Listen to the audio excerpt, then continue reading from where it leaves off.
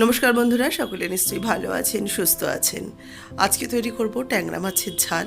আজকের এই রেসিপিটা যদি ভালো লাগে অবশ্যই একটা লাইক, শেয়ার ও কমেন্টস করবেন। যারা নতুন দেখছেন আমার চ্যানেল অথচ এখনও সাবস্ক্রাইব করেননি, প্লিজ সাবস্ক্রাইব করে নেবেন, পাশে থাকা বেল আইকন সমেত। আর এইভাবে ট্যাংরা মাছের ঝাল একবার রান্না করে দেখুন, মনে হয় গরম গরম ভাতের সাথে ভীষণই ভালো লাগবে আপনাদের। নতুন বন্ধুদের স্বাগত জানিয়ে পুরনো বন্ধুদের পাশে থাকার জন্য ধন্যবাদ জানিয়ে শুরু করব আজকের recipe. Welcome to Mimi's recipes. নিয়েছি এখানে ট্যাংরা মাছ ধুয়ে কেটে পরিষ্কার করে রেখে দিয়েছি। মাছের মধ্যে দিয়ে দিচ্ছি হাফ চা চামচ লবণ আর হাফ চা চামচ হলুদ গুঁড়ো। এর সাথে দেবো হাফ চা চামচ কাঁচা সর্ষের তেল। খুব সামান্য একটু কাঁচা সর্ষের তেল দিয়ে দিলাম। এবার লবণ হলেও তেলটা ভালো করে মাখিয়ে নেব। এই তেলটা মাখিয়ে নিলে আঁশবিহীন মাছ কিন্তু একদমই তেলের মধ্যে দিলে ফেটে গায়ে আসে না। সেই জন্য ট্যাংরা মাছের মধ্যে একটু আমি দিয়ে দিলাম সর্ষের তেল। যে কোনো আঁশবিহীন মাছ, যেরকম আড়, বোয়াল, এসব মাছের ক্ষেত্রেও কিন্তু একটু কাঁচা তেল কিংবা টক দই এই জাতীয় জিনিস যদি মাখিয়ে নেন তাহলে কিন্তু আর এগুলো ফেটে গায়ে আসবে না। মাছটাকে মেখে নিয়েছি। মাছটাকে মাখার পর একটা মশলার পেস্ট করব। তার জন্য 1 চামচ কালো সর্ষে, 1 চামচ নিয়েছি সাদা সর্ষে বা হলুদ সর্ষে, সামান্য একটু লবণ, একটা কাঁচা লঙ্কা দিয়ে এটাকে এবার পেস্ট করে নেব। সর্ষেটা দেখুন বাটা হয়ে গেছে। এবার রান্নায় চলে যাই। কড়াইতে দিয়ে দিচ্ছি সর্ষের তেল। তেলটা ভালো করে গরম হয়ে গেলে এর মধ্যে আমি মাছগুলোকে এক এক করে ভেজে নেব। আমি তেলটা একবারই দিয়ে দিলাম যাতে মাছ ভেজে নেওয়ার পরেই একবারে রান্না করে নেওয়া যায়। আর আঁচটাকে অবশ্যই কম রেখে মাছগুলোকে ভাজবেন, না হলেই মাছ কিন্তু ফেটে গায়ে আসার সম্ভাবনা থাকে। একটু ঢাকা দিয়ে রেখে দিচ্ছি। ঢাকা দিয়ে আঁচটাকে বাড়িয়ে দেব যাতে ফাটলে পরেও ঢাকাটা একটা প্রোটেকশন থাকে। আবার যখন আমি উল্টাচ্ছি তখন কিন্তু ঢাকাটা খোলার সময় আঁচটাকে কমিয়ে রেখে মাছগুলোকে আমি একটা করে পিঠ উল্টে দিচ্ছি। খুব বেশি কিন্তু লাল করে বা কড়া করে ভাজবো না, একটু হালকা করে মাছগুলোকে ভেজে নিচ্ছি।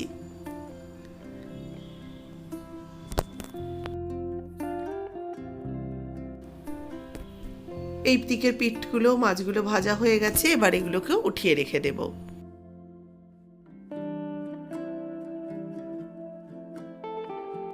এই মাছগুলো ভাজা হয়ে গেছে। এই ব্যাচটা তুলে নিয়ে বাদবাকি যে আর দুটো মাছ রয়েছে সেগুলোকেও একইভাবে ভেজে নিচ্ছি। এই মাছগুলোকেও ভেজে নিয়েছি। এবার এগুলোকে উঠিয়ে রেখে দিচ্ছি। কড়াইতে দিয়ে দিচ্ছি ওই তেলের মধ্যেই 1 টিস্পুন দিয়ে দিলাম কালো জিরে। কালো জিরের সাথে দেবো 2-3টে কাঁচা লঙ্কা চেরা।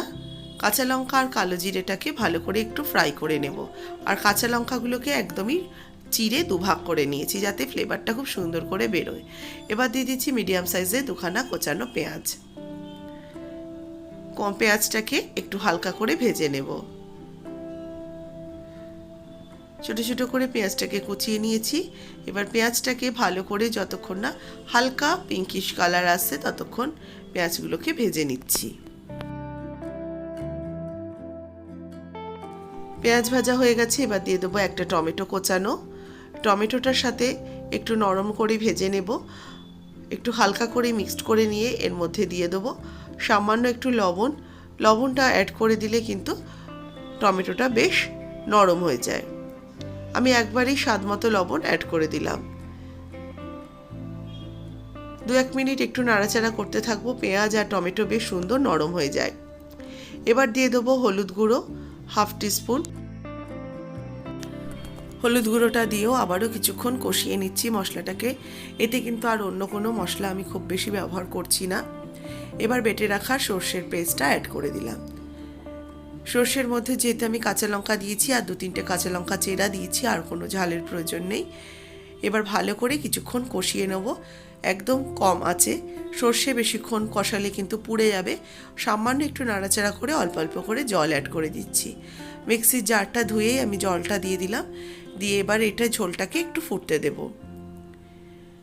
দেখুন ঝোলটা ফুটে উঠেছে। এবার একটা একটা করে ভেজে রাখা ট্যাংরা মাছের পিসগুলো দিয়ে দিচ্ছি।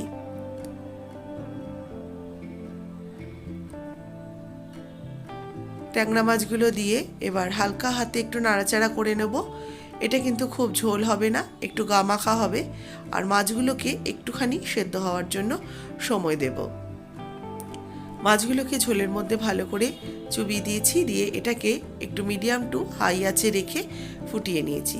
গ্রেভিটা বেশ ঘন হয়ে গেছে। এবার নামানোর আগে দিয়ে দিচ্ছি কোচানো ধনেপাতা। কোচানো ধনেপাতাটা হালকা হাতে একটু মিশিয়ে নিচ্ছি, যাতে বেশ গ্রেভির সাথে অল্প অল্প করে মিশে যায়। আর নামানোর আগে দেব একটু কাঁচা সর্ষের তেল। এবার একটু ঢাকা দিয়ে রেখে দিলাম। মিনিট 2-3 পর ঢাকাটা খুলে তারপর এটাকে সার্ভ করে নিচ্ছি। তৈরি হয়ে গেছে একদম গরম গরম ট্যাংরা মাছের ঝোল। আপনারা নামিয়েও কিন্তু 1 চামচ কাঁচা সর্ষের তেল ওপর থেকে ছড়িয়ে দিতে পারেন। আজকের এই রেসিপিটা ভালো লাগলে অবশ্যই লাইক, শেয়ার, কমেন্টস করবেন। যারা নতুন দেখছেন চ্যানেলটাকে সাবস্ক্রাইব করে নেবেন।